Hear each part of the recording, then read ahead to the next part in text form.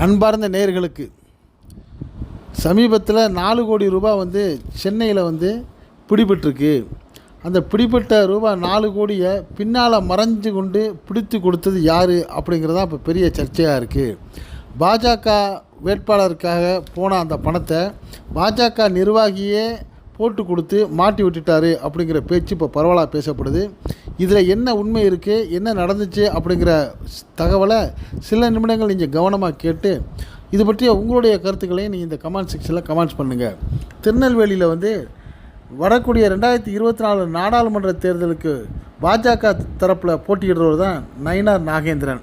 இந்த நயினார் நாகேந்திரன் இப்போ சிட்டிங் எம்எல்ஏயாக இருந்தாலும் அந்த பதவியை ராஜினாமா செய்ய தயாராகி எம்பி பதவிக்காக அவர் போட்டியிடுறாரு.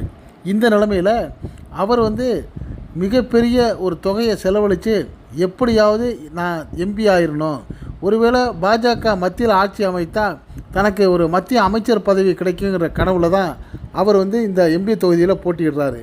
ஆனால் அதே சமயம் இந்த நயினார் நாகேந்திரன் ஏற்கனவே அதிமுகவில் அமைச்சராகவும் முக்கிய பொறுப்பாகவும் இருந்தவர் மட்டும் இல்லாமல் ஓரளவு மற்ற போட்டியாளர்களை விட வேட்பாளரை விட நயினார் நாகேந்திரன் கொஞ்சம் கண்ணியமாக நடந்து கொள்ளக்கூடியவர். அவர் சிலர்கிட்ட மிகவும் அன்பாக பழகிறதுனால பாஜகவில் உள்ள பெரும்பாலான நிர்வாகிகள் நயினார் நாகேந்திரன்ட்ட ஒரு தனிப்பட்ட மரியாதை வச்சுருந்தாங்க. இந்த நிலைமையில் தான் அதிமுகவில் இருந்த நயினார் நாகேந்திரனை பாஜக தன்வசம் இழுக்கிறப்ப உங்களுக்கு நாங்கள் ஒரு சரியான கண்ணியமான பொறுப்பு தர்றோம், மாநில தலைமை பொறுப்பு கூட தர வாய்ப்பு இருக்குது அப்படிங்கிற மாதிரி வாக்குறுதியில் கொடுத்து அவங்கள அதிமுகவிலேருந்து பாஜகவுக்கு இழுத்தாங்க. ஆனால் அதே காலகட்டத்தில் தான் அண்ணாமலை அவர் என்ன பண்ணிட்டார், தன்னுடைய அந்த காவல்துறை பதவியை ரிசைன் பண்ணிவிட்டு பாஜகவுக்கு வந்த உடனே நயினார் நாகேந்திரனுக்கு போக இருந்த அந்த தலைவர் பதவி, மாநில தலைவர் பதவி அண்ணாமலைக்கு போயிடுச்சு. இந்த சூழ்நிலையில் இருந்த அண்ணாமலைக்கும் நயினார் நாகேந்திரனுக்கும் மனசுக்குள்ளே போட்டி இருந்து வர்றதாகவே வரிசையாக சொல்லப்பட்டுச்சு.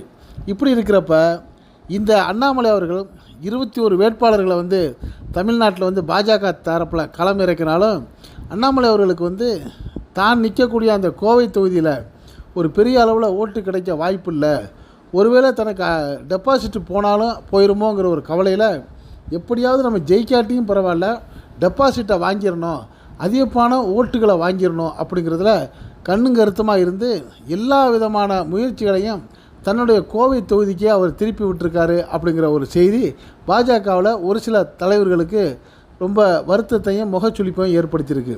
அதே சமயம் அதே கோவை தொகுதியில் கூடவே இருந்து குளிபறிக்கிற வேலையை தான் அந்த சிட்டிங் எம்எல்ஏ வானதி சீனிவாசனும் பண்ணுறாங்க.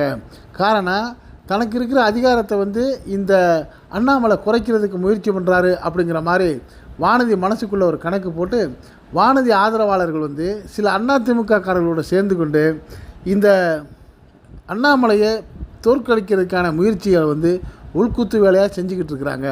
ஆனால் அதே சமயம் இந்த அண்ணாமலையோ தன்னை விட இந்த 21 வேட்பாளர்கள் யாரும் அதிகமான ஒரு எண்ணிக்கையில் ஓட்டு பெற்றுவிடக்கூடாது, ஒருவேளை இந்த நயினார் நாகேந்திரன் போட்டியிடக்கூடிய அந்த திருநெல்வேலி தொகுதியில் அவர் ஜெயிச்சிட்டார்னா நம்மளுக்கு இருக்கிற முக்கியத்துவம் குறைஞ்சி போய் இந்த தலைவர் பதவி, மாநில தலைவர் பதவி கூட அந்த நயினார் நாகேந்திரனுக்கு போக வாய்ப்பு இருக்குது.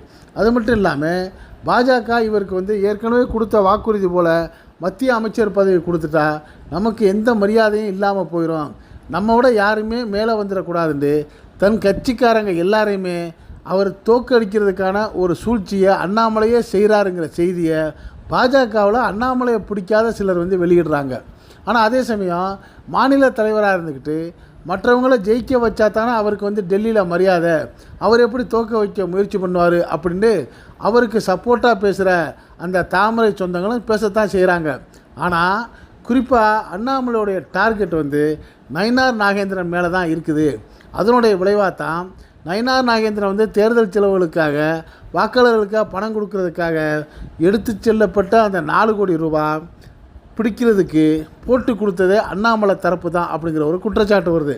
இதில் இந்த 4 கோடி ரூபாய் பணம் எனக்கும் அதுக்கு சம்பந்தம் இல்லை அப்படின்னு நயினார் நாகேந்திரன் மறுத்தாலும் இது அவருக்கு தான் நெருக்கமான தொடர்புங்கிறதுக்கு பல ஆதாரங்களை காவல்துறை தரப்பில் சொல்லியிருக்கிறதா செய்தி வருது.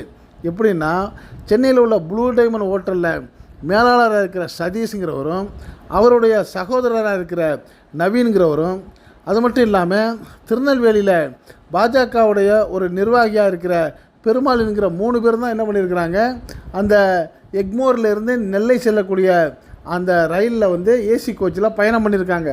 பயணம் பண்ண இடத்துல 3 பேரும் பிரம்மாண்டமான மிகப்பெரிய சூட்கேஸை எடுத்துகிட்டு போயிருக்கிறாங்க. இப்போ சூட்கேஸை எடுத்துகிட்டு இவங்க பயணம் போயிட்டுருக்கிறப்ப ஒரு ஃபோன் போகுது அந்த பறக்கும் படைக்கு. இதே போல் அந்த எக்மோரில் நெல்லை செல்லக்கூடிய கோச்சில் 3 நபர்கள் வந்துக்கிட்டு இருக்காங்க. பெரிய சூட்கேஸ் வச்சுருக்காங்க, அது ஃபுல்லாக பணம் இருக்குது, நீங்கள் அதை என்ன கவனிச்சிருங்க அப்படிங்கிற மாதிரி தகவல் சொன்ன உடனே பறக்கும் படை என்ன பண்ணுறாங்க, தாம்பரத்தில் மடக்கி பிடிச்சி இந்த 3 பேரையும் பார்க்குறப்ப அந்த 3 பெரிய சூட்கேஸில் ஒரு கர்ச்சிப்பு கூட இல்லை, ஒரு துண்டு கூட இல்லை, முழுக்க பணமாக இருந்திருக்கு. அதுதான் கிட்டத்தட்ட 3,99,00,000, கிட்டத்தட்ட 4 கோடி இருந்திருக்குது. இது எதுக்குப்பான்னு சொல்கிறப்ப அவங்க ஆரம்பத்தில் மறுப்பு சொன்னாலும் ஓரளவு இது வந்து நயினா நாகேந்திரனுடைய அரசியல் இந்த தேர்தல் செலவுக்காகத்தான் போயிருக்கு அப்படிங்கிறத ஒத்துக்கிட்டதாகவும் செய்தி வருது. ஆக தன்னுடைய எப்படியாவது வெற்றி பெறணுங்கிறதுக்காக நயினா நாகேந்திரன் வந்து இப்படி விதிமீறலாக செஞ்சுருக்கிறதுனால அவருடைய அந்த தேர்தலில் நிற்கிற தகுதியை இழக்க வைக்கிறேன்னு சொல்லி எதிர்த்தரப்பு சொன்னாலும் நயினா நாகேந்திரன் வந்து இந்த பணத்துக்கு எனக்கு சம்மந்தம் இல்லைன்னு சொல்கிறாரு. ஆனால் பணம் கொண்டு போனது யார், நயினா நாகேந்திரனுடைய ப்ளூ டைமண்ட் ஹோட்டலில் மேலாளராக இருந்த சதீஷ், அவருடைய சகோதரர், இன்னொருத்தர் திருநெல்வேலியில் உள்ள பிஜேபியுடைய ஒரு நிர்வாகி. இதையெல்லாம் ஒரு மேட்சிங் என்னென்னா, இந்த 3 பேருக்கும் திருநெல்வேலிக்கு போகிறதுக்கு அந்த சீட்டு ரிசர்வேஷன் கன்ஃபார்ம் ஆகாத சூழ்நிலையில் எமர்ஜென்சி கோட்டாவில் இவங்களுக்கு கன்ஃபார்ம் பண்ணி கொடுத்துருக்காங்க.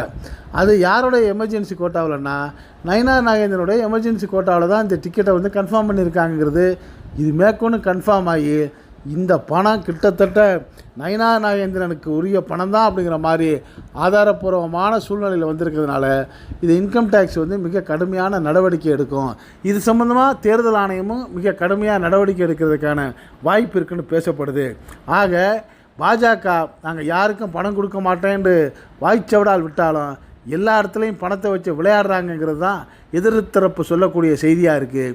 இது பற்றிய உங்களுடைய கருத்துக்களையும் இந்த கமெண்ட் செக்ஷனில் கமெண்ட்ஸ் பண்ணுங்கள். இதனுடைய விளைவு என்ன ஆகுங்கிற உங்களுடைய கருத்துக்களையும் நீங்கள் இந்த கமெண்ட் செக்ஷனில் பதிவு பண்ணுங்கள்.